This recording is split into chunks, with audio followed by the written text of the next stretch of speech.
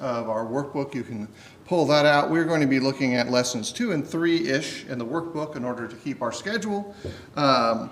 And the first one opens up with a consideration of some of the pictures or portraits that God shows through the apostles and through the teaching of Christ of the idea of an athlete. And so we'll talk about that in just a second. Before we go any further, though, let's go ahead and bow our heads together in prayer. Heavenly Father, we thank you for the blessings that are found in Christ. We thank you for the encouragement that we can see in the Scriptures and from our brethren. Help us as disciples and learners to be attentive to your word, to carefully consider your will in ways that not only build knowledge, but actually build within us the kind of faith we need to grow and to mature. Please forgive us of our sins, and we offer this prayer in your Son's name. Amen. All right, so again, we are looking at some of the things that the Bible shows in this imaging space or idea space of describing a Christian as an athlete. And it's a really interesting way in which that the Bible has always kind of used this picture model of showing us whom we need to be. If you go back and you look at the Old Testament really quickly, you can think about how these tools of instruction and conversation are pretty common in the writings of the prophets, in some of the speeches that God's people use, describing the land or parts of humanity as parts of humanity, but geography and places in that way. And then when we move to the New Testament, Jesus uses those same concepts and starts applying them in a wider space. In the parables is one of them. Some of his broad statements is another area. And then in this case, you have this last picture that Paul does quite a bit, where he makes a parallel to a known idea. Parables are built on common knowledge. Paul does these parallels and says, everyone knows this thing. And so now I'm going to teach you about it and then teach you the next thing after it in a 1, 2, 3 market. So here's the thing to think about. Given that the Bible does do this, if you were asked this question, how would you answer? Right now, today, which athletic endeavor would describe your faith in Christ? And I'll give you some illustrations. Would you want to say sprinting? Feel like you're sprinting all the time? Jogging, walking, juggling, acrobatics, boxing? How would you want to describe your faith using that metaphor? Because this is kind of what Paul is doing. Do any of those make sense for you, Rich? High intensity interval training. HIIT. He's going with the HIIT training. Which is the old form of what is now referred to as CrossFit, I think, is probably the next evolution of that. Except if you're doing CrossFit, you also have to tell everybody that you're doing CrossFit. That's the only difference. True, yeah. How about this? Would you say sitting on the beach? That's how my faith is. Any one of those images come with baggage. And however you describe it might make you uncomfortable, because that means you would then have to do what? Live that way if you're not. So if you describe your faith like you're running the New York Marathon, I don't know what that's like. You're never going to catch me doing it. I have no personal experience with running that far on purpose. But I would imagine it's highly disciplined. It's constant effort.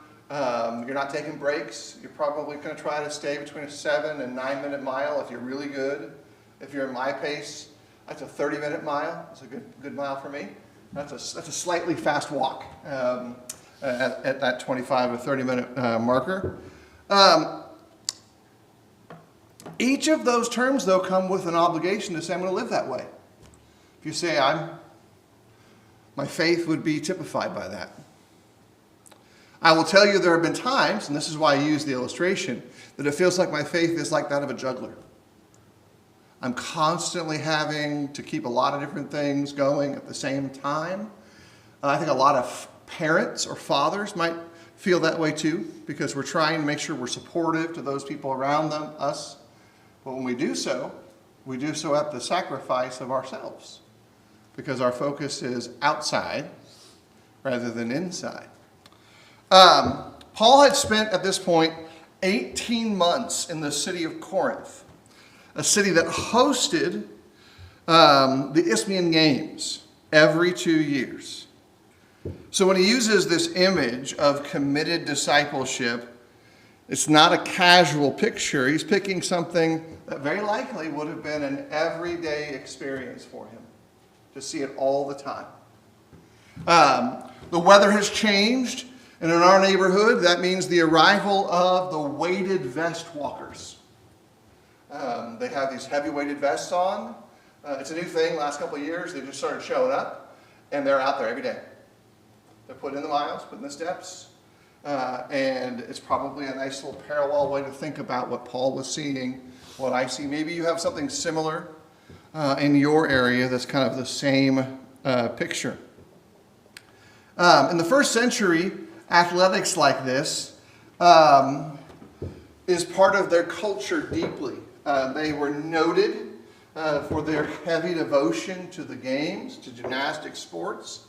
And if you can think back about 6 or 7 years ago, we did a study that included some dialogue regarding grace on one of our Sunday morning Bible classes. We had that threefold relationship of grace, as grace would go from one person to another. Even the statue of the three graces was brought in for it. And someone who is going to be an athlete to represent a city is making a serious commitment. They're going to forego their regular livelihood or life and just train for that task. And if they were victorious, do you remember what they win? Wreath. A wreath, yeah. A perishable one of that. Not like a great prize, but they get something else.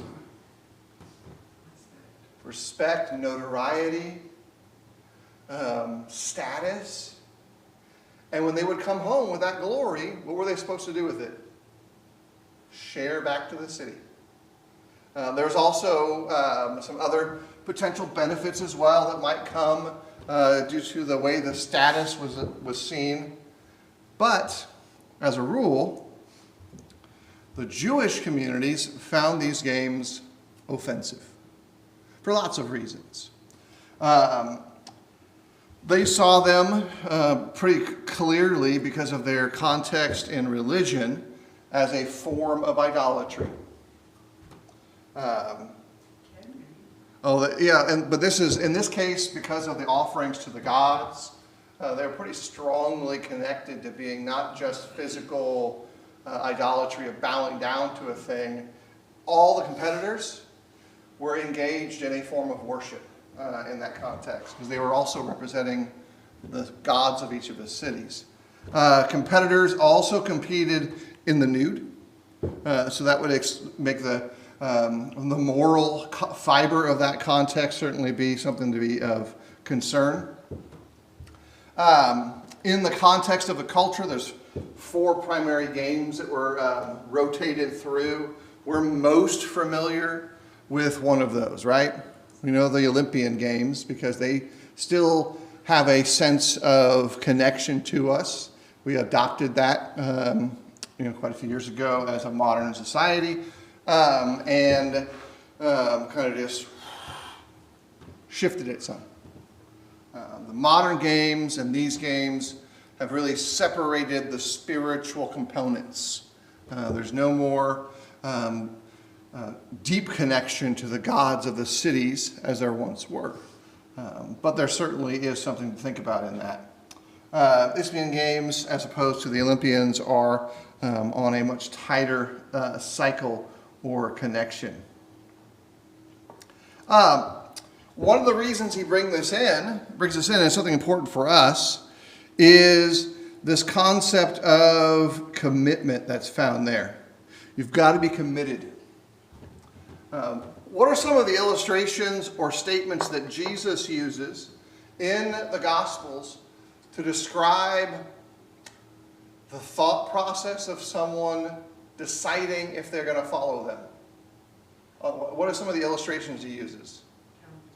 Count the cost is a strong phrase. What does that mean, by the way? Are we going to sit there with our phones out and decide what's the percentage discount I'm going to get? Is that the cost? Personal cost. And sacrifice. When we're a new Christian, do we really understand at a functional level what those sacrifices are like? Huh. Do we try?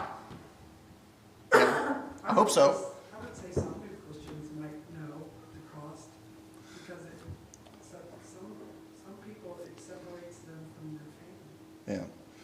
Yeah. That's one of the things that comes into this cost. There could be other costs associated with it. The New Testament shows some financial concerns for some of these individuals. Some took their possessions that were of great value to them and to their old way of life and living, their religion, and burned them. It says we're going to burn all these books, and they're not going to be. We're not even going to sell them to make a profit off of. We're going to get rid of them. Rich? I was thinking one of the things was that if they were found out following Jesus or a proponent of Jesus, they were typically thrown out of the synagogue, which has a business impact as well. So if you're running a business and you're thrown out of the synagogue, then nobody comes to visit you anymore. Yeah, if we focus in on the Jewish component of first century Christianity, who did not mix heavily in the diaspora with the nations around them, they kept to themselves. They had internal communities to a small degree. And you say, well, I'm going to leave that and go to this smaller community over there. You might be forsaking a lot. While the Bible shows at times whole households are converted, the stories in the larger sense are more focused on individuals, ones and twos. Now I want you to parallel that real quickly to the kind of conversation that Jesus has with who becomes the people who become the apostles. Does it seem like then there's this huge weighing of details in those dialogues? The 12 apostles. He said, come follow me. Their level of commitment is, I'm in, for the most part. Like there's some potential for a little deeper consideration, but we've now kind of thought about these radical costs, other end of this, but one of the things in particular is the concept of temperance, self-control. What's it like to be at a job where you have expectations but no rules, no standards, but you have expectations for output? It's straight chaos. Like, you got to get your work done, but there's no expectations for how that comes about or instruction. Just show up, and at the end of the day, you got to have this task done. How many of us would be super frustrated? Okay, now, so that's in the context of we can kind of see that. That'd be really tough, really hard. Jesus and the apostles, when they start talking about the life of the disciple, one of the things they bring to the table first is self-control. You're going to have to be able to manage yourself. And there's going to be instructions. There's going to be expectations. There's even output through the Spirit, godly life. But you ever met someone who talks the talk of being a good worker, but when the clock starts in, they vanish? They're like invisible. Another John Cena, and all of a sudden they're gone. You can't see them anymore. Poof, they've vanished. And then how do we feel around them? This is to kind of get this big picture as a circle. You want to work with those folks? No. Yeah. And you start figuring out, how can I fix this problem? And sometimes you can't. Like sometimes there's nothing that us can do. But the Bible really quickly shows this picture that the disciple has to be committed through all seasons, has to be able to self-govern. He even goes further and says that Paul, 1 Corinthians 9, disciplines his body. I can answer this question. You can choose to answer this question. If you would like to, raise your hand if you've ever been punched in the face by someone intending to do so, not like the tree hit you. Okay, so I've been punched in the face. I've been hit, football field, other fields, other experiences. The word that Paul uses for discipline is the word that means being struck under the eye. So when you get struck in certain parts of your cranial space, certain things happen. I have had I haven't been raccooned, but I have had a single black eye. All right? It's not a great experience. No amount of peas or slabs of meat on your eye make it feel any better. In fact, I think the cold makes it worse because the shame kind of sets in at that point. Like, it just kind of locks into you. Like, I made choices. This is where I'm at right now. The Bible then shows through Paul that he is willing, image-wise, to accept the discipline of being struck under the eye, to choose it. That's a hard thing because since the time of my life where that was occurring, I've spent the rest of my life avoiding that. I don't want to get punched. I don't really like it. I mean, it's not the worst thing ever. I've gone through many experiences that are full of a higher level pain than getting punched in the face or knocked out, by far. Those aren't really that bad. Like, they're just shameful, which is a different kind of experience. But Paul says, I discipline my body. I punch myself under the eye with a purpose in order to produce an outcome, in order to train it to behave differently. He's not talking about self-punishment per se, but he's talking about intentionally managing himself, intentionally engaging in a behavior that is opposite of what you would think you would want to do. Let's go back in time. I know boys, all your boys better answer this question with a yes, but have you ever had anyone or been the one who had said, made you flinch? That's when the fist goes to someone's face close enough, and then you flinch. You realize how dumb that game is? Because know what you're supposed to do if a fist comes to your face? Get out of the way. Like, it's a natural, but boxers are trained to not get out of the way. They're trained not to do so. Their early training is involving in absorbing safely the punch, because you can. You can position yourself in a way that the punch isn't so bad, and then you learn how to dodge. You learn how to move in ways that make it so you don't get hit. But the first step is to learn how to take a punch, which is different than actually dodging a punch. So the natural response is dodge. Paul says, I don't dodge. In fact, I engage in this counter behavior that says, I will be stable when your brain says, run. Do. 1 Timothy 4, he uses a different phrase. Train yourself for godliness. The word train there is gumaze, which really easily reads into English becomes gymnasium or the gym, which is a structured training to produce particular outcomes, to stretch and elongate the body through damage. When you build muscle, you damage your muscles.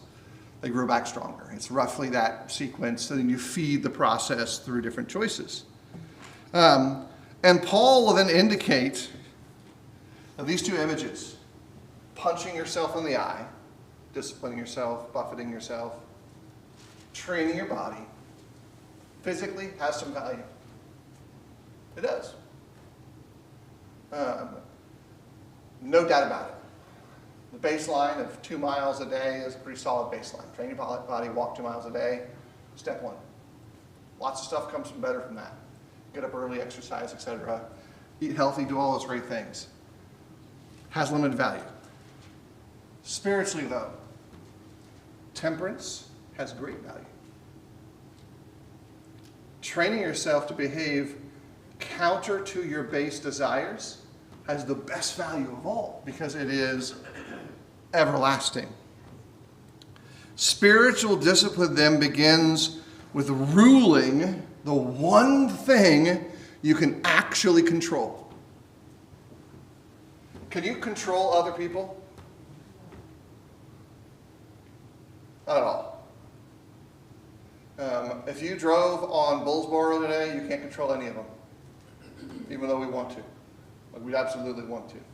Driving back from Florida, 2 different instances where someone decided that they wanted to join me in my lane, right where I was at. Like it doesn't work that way. Like I can't make room for you in that way. Like I have to get out of the way, or you have to go in front of me or behind me. They wanted to join. I would like to control them and have their car just go back to your spot. It doesn't work that way. But you know why I can control? Me. Are we good at controlling ourselves? Sometimes. When's the last time you threw a tantrum? Careful with your answer. Because today. The answer you give, God's watching the answer to that question. Tantrums come in all sizes. And certain, if you think about it, you know when you're on the edge of it. Like when you're just about to crash out, as the younger folks would say today. Have a moment where you just break down. That's when we lose control of ourselves. And Paul's buffeting, his training, his godly endeavor is designed to minimize that outcome, to reduce the risk. Some of the concepts then overlap with the Sermon on the Mount. You know, the big story we looked at in the kingdom message there in the beginning of Matthew 5. Some of this overlaps with general temperate behavior. The Bible then kind of gives us one more thing to look at. And the next little spot here is to think about the standard, the rules. Everything has rules. Some of us don't like rules, but generally speaking, everything has rules. And if there is a specific rule ever invented, it is usually invented because somebody created the scenario that the rule was needed. Why are there warning labels on stuff that you read and go, why is this even a warning? Because somebody did the thing that says maybe we should do it. Or someone's afraid they will, based on human behavior. So there are rules to the race. If we are running the New York Marathon, can I just like hop on the metro system and then get to the end and have run the marathon? I started. I finished. I may have had some assistance or aids in the middle, but if they give me one of the awards at the end, is it real? No. It's like I should just go to the souvenir shop and buy one and be a less expensive experience, right? On that, we can kind of see that. But as Christians, do we sometimes feel like we want to rewrite the rules? Think back in the Old Testament. Anybody ever get really frustrated with parts of the scriptures and want to cut them out because they didn't like them? There's literally like a whole story of a guy with a knife who cuts out part of the Bible he didn't like. There's like Jehoiakim with a penknife. Like, I don't know, we're not going to do that. We're just going to cut that part out. I suspect if we get internally honest with ourselves, there are sections of the Bible's message that at times we're like, you know, if this wasn't here, my day would be a lot simpler. Our rational, practical side. When we're doing that, what we're not thinking about is holiness, our love for God. Most of the time, we're just thinking about little old me and how important little old me is. Because I need, I want, I see, I do. The disciple, from the biblical standard, does not get to rewrite the terms of the race. He runs the course that Christ has laid out. He does so with endurance until the end. That's part of the inner message of the New Testament. And I'll tell you, you want to find instances where you want to skip experiences? Start with your bad days. When you suffered, whether it was for your own folly or someone else's. You want to skip that? My human, absolutely. I want to skip it. Even knowing emotionally and intellectually at the other end of the experience, I was made better by it. I'd still like to skip the pain. I think that's a human thing, and yet the Bible is continuing to remind us we don't get to. It's not something that's on the table.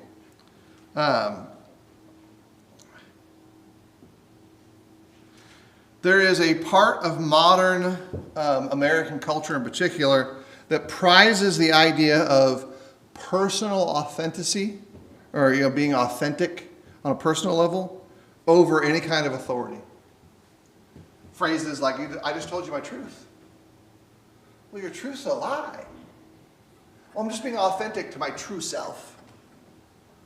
Okay, I understand the sentence that you've said, but you know that there are some rules that exist in the world that might impact your authentically true self that we might want to think about. There might be biological rules that exist that won't allow the thing you want to exist. There might be choices that you made that may impact your current todays. And we can see it if I get really absurd. You know, my authentic self, I think deep down inside I'm a neurosurgeon. Everyone's like, absolutely not. Number one, I don't have the steady hands to do that task. It would not go well. At this point in life, though, I do think I have the stomach to do part of it, but it would not be good. Not at all. I'd be better off operating a blender. I think that's probably a safe task. But my true self, I'm a neurosurgeon. I think everyone would look at that and go, you're just being ridiculous. I am. But incrementally, if we start moving the story around, it gets a little more uncomfortable. Because right now I'm just talking about a vocation. I'm not even talking about gender identity issues or gender fluidity issues at this point. Just how a person sees themselves. Whenever we do that and we do not incorporate what God has revealed into this model or picture, we are effectively changing the rules. We say things like, well, there's just not enough evidence to prove this happened. Or there's no good evidence. No, there's just no evidence you'd accept that would be enough for you. It doesn't mean the evidence doesn't exist. It means you don't want it because, again, you've elevated this true self-imaging over whatever the reality is, whatever the context of the world is. Some of the things the Bible uses to help us figure this out is the Hebrew writer talks about setting aside weight. And he uses a unique phrase. For those who are gym people, it'll be very obvious there, but the word weight in Hebrews 12:1, okos, or ogkos, literally means bulk or mass. So a guy who works out a lot, they go from they have two needles in their life. They are either bulking or cutting. And so in this context, the Hebrew writer is saying, if your goal is to win the race, you move into effectively a cutting phase where you remove the bulk or the mass so you run better. And in particular, the bulk that gets removed is rebellion. It's sin. C.S. Lewis has a great way to describe it. He says, these weights or mass should be called rival loves that crowd out the first love. Divided attention, things you've elevated more above the thing that matters the most. And one of the things that's going on in that passage in Hebrews 12 is that there is an area between sin and running the way well that might include some stuff that you have to cut out too. Not everything you cut out of your life is cut out just because it's sin. Sometimes you cut it out because it's just not helping. It has no value to you, to your goals. We might narrow in and focus on things that are more important. Not everything that we choose to abstain from is done so because it is evil. Some things we abstain from because they are distracting. And they are not helpful. And so we figure out a way to rise beyond and rise above it. Another component that is kind of built into this is the general truth that all the most successful athletes, all of them have one or multiple trainers and coaches. You ever, for those of you guys who are gym goers, you ever see someone in the gym working out the wrong way? There are right and wrong ways to lift weight. If you've been there long enough, you will either be that person or you will see that person exist inside the gym. And usually it's involving big lifts. That's the normal number one behavior, where they don't do a deadlift right, or do some of the other actions in the way that's safe for your body. And you kind of see it go down. The ones who are very good at it and wish to get great at it all have a trainer. In the New Testament, that concept of mentorship to success is consistently true. It goes against the feeling of the American or the way in which we think about the Bible, that I can just do it on my own. Here's the inner dialogue for you to have for a little while before we kind of move forward to the second big idea for tonight, which is going to be a little more compressed. How many times did you read something in the Bible and then when you read it about 5 years later, you realized your first reading was wrong? On a reg. I'm like, I read that too fast. I didn't stop down and think about it.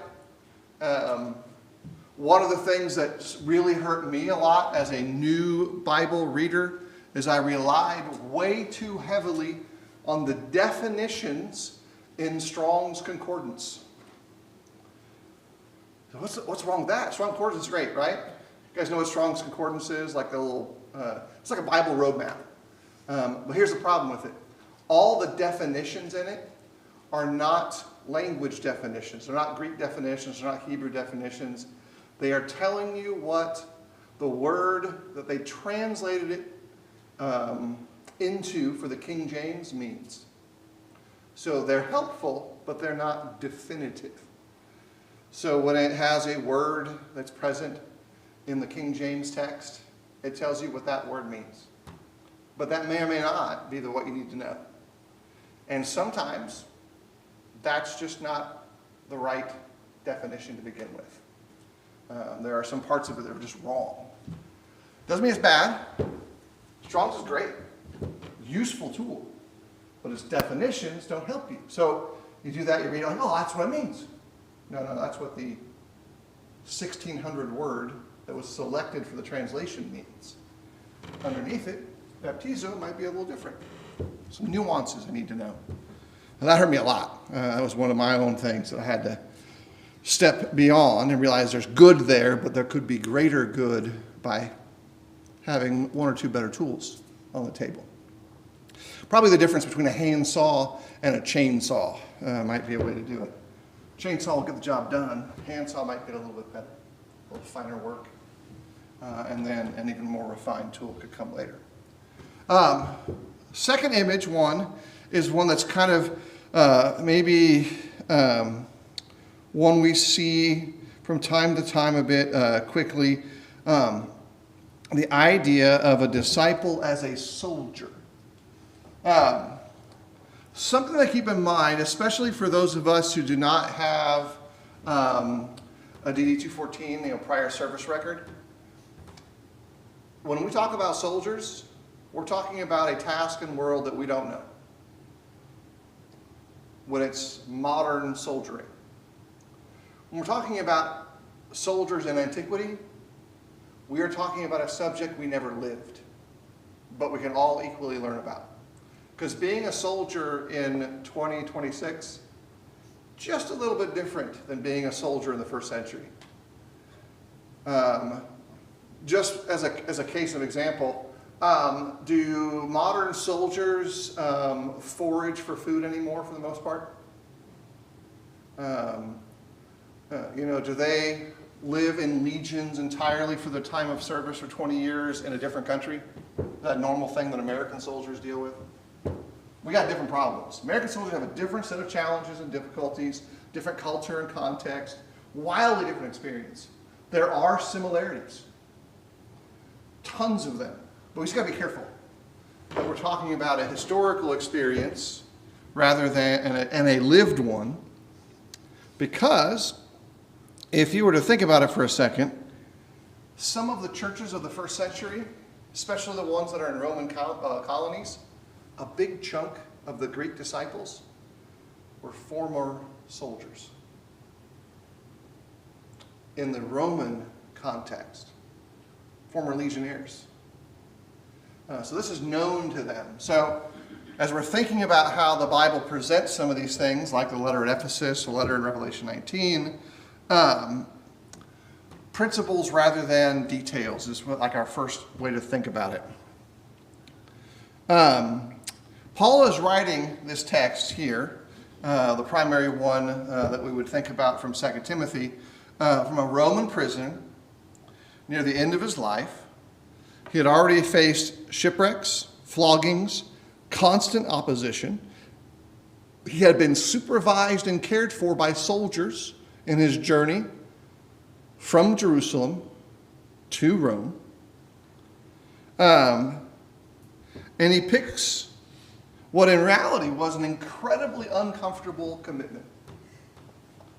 Many of those who served in legions did not do so by choice. They were pressed into service and had no choice but to then commit to the task and try to not die. On maturation of their commitment, they would be released and retire. But there are some principles that we can move forward with. First principle, idea of a commander. Pretty uniform in the history of humanity that commander tells the subordinates what to do. Does talking back to a ranking officer really work well for those who have military experience? Like an E4 looking up to like an 06 and saying, sir, I don't think you know what you're doing. Is that going to really go well? By the way, those letters and numbers, that's a huge disparity. Like E3 is usually just like maybe like 6 months out of boot camp. 06, unless they're in a specialty experience, is going to have 5 to 10 years minimum of experience, if not more. Probably closer to 15 to 25 years of leadership experience. They kind of know what they're doing. And all the high-ranking officers I've met in my life who are 05 and above, they are accustomed to just telling, for the most part, and expecting an outcome. We're going to do this today. Yes, sir, we're going to do that. That's what they want. Doesn't always go well when you say why. That's the image that's being used here to say that as Christians, we have to change our disposition, our approach, our ideas in a way to think about what it would be like to enlist. One of the things that's pretty quickly made apparent to most of those who enlist in the armed forces, no backsies. It's not going to be easy to get out of your commitment. And if you do, there are consequences, right? They don't want you to go away. They'll work with you, try to train you up. They want you to sustain that commitment. But your average basic enlistment is going to put you between 2 to 4 years of service. After boot camp, after specialty commitments for the schools that you sign on to get the bonus that they offer. 2 to 4 years of someone else telling you what to do.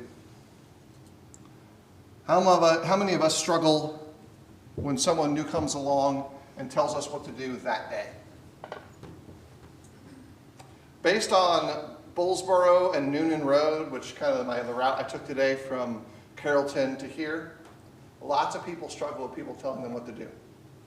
There was a police officer directing traffic. Nobody wanted to listen. I'm like, this is a normal thing. Like, he's telling us not to go there because there's a big truck on the track. We can't go there. They had like some long truck had grounded the trailer on the train on the rails there, and it was kind of I'm like, oh, clearly we can't go there, but everyone wanted to go there. Officer said no, can't go there. Humans go, but I want to, and I can just go right around.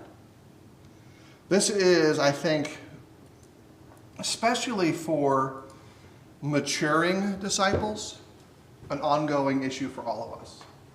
And by the way, when I say maturing, I don't think you can exclude yourself from that list. Because in our lives, we are always working on things. And when we get new information that goes counter to our old habits, we don't want to change. We like things the way they are. We like the roads the way they are. We like the circumstances the way they are. We like the songs the way they are. We like the worship the way it is. And if there's any change to that, it's going to be hard. I want you to think back 300 years, 500 years, or 1,000 years when someone decides, hey, you know what, I think we might be doing it wrong. How would you respond if someone came to you with that question that you'd worshiped with for 30 years and said, hey, I think we're doing this wrong? What's your gut response? Oh, clearly I'm right. Clearly I know what I'm doing. Right? That's our brain. But you know that it's important for us to have the mental stability to go, let's talk it out. Lay it out for me. What am I missing? Let's have a conversation. For those who drink coffee, this is a perfect coffee moment. This is when you set up time to share some coffee and talk about it. And listen. And then maybe have better questions. Because better questions lead to better answers. So it's 1 to 2 always. Because you may find out, wait a minute, we are wrong. Like, that's actually the best outcome. The best outcome isn't finding out you're right. That's an okay outcome. The best outcome is learning that you're wrong and then doing what? Changing. Ooh, that's a hard word. But to the soldier, oh, this is what the instructions are from the Lord. I will follow through. I will be committed.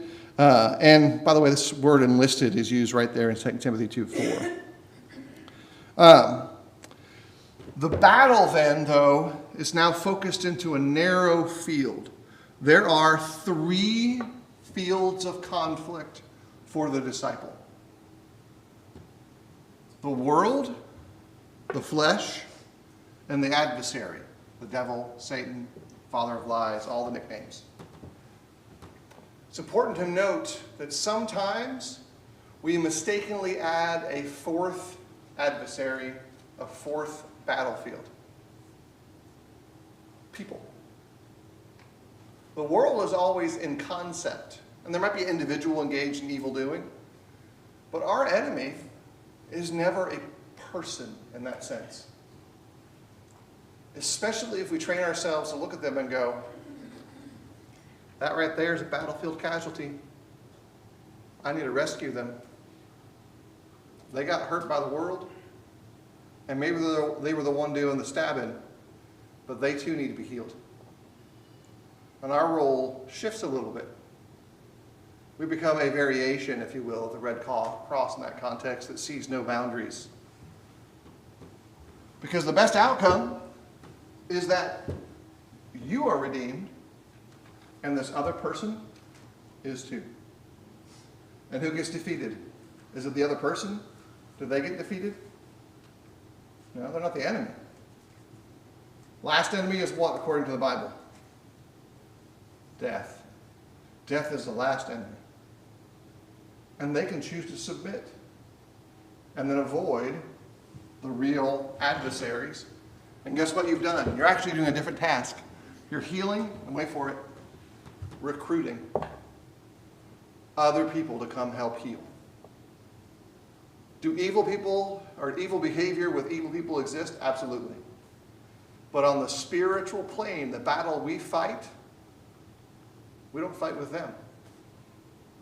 We use the weapons of our warfare for a different conflict. Now, is that distinction hard to follow through at times? I'm going to tell you, yeah. Because again, I've been punched in the face.